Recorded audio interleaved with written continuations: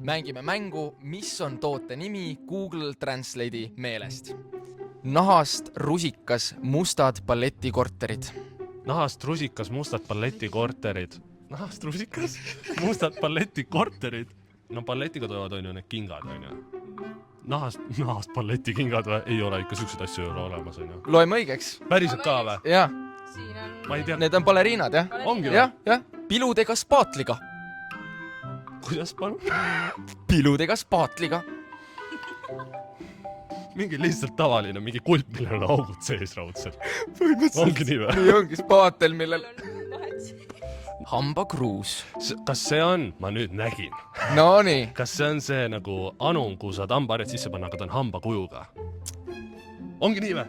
Hambakujuga ta ei olnud, aga tõepoolest on, ütleme, anum, kuhu saab hambaharjad sisse No, ma mõtlesin asja palju lahedamalt, sorry kutid. Õhupalliga sobivad teksad.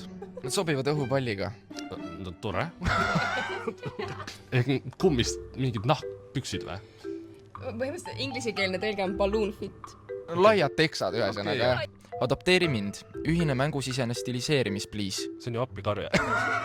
Seal oli hüüumärk ka selles See on mingi nimetuses. toode või teenus. Selle toode. Kas see on mingi nuku, vaat seal on ka see, et mingi, kas mingi nuku mänguasjad või mingi päris mingi mäng? Ma ütleks, et põhimõtteliselt mina oleks õigeks. Ta on pehme mänguasi, jah. Ongi nii. Kuidas sa selle peale niimoodi tulid? Noh, mul oli väike õde, siis kui mu õde oli väike, tähendab, ja siis oli see, et mänguasjade peal, seal olid igast loosungid või nagu reklaamid tulevad ka mingi, et mingi jutt on seal, adapteeri. Või no päris nii ei ole, aga mingi, et ole mu ema. Mingi mänguasjal.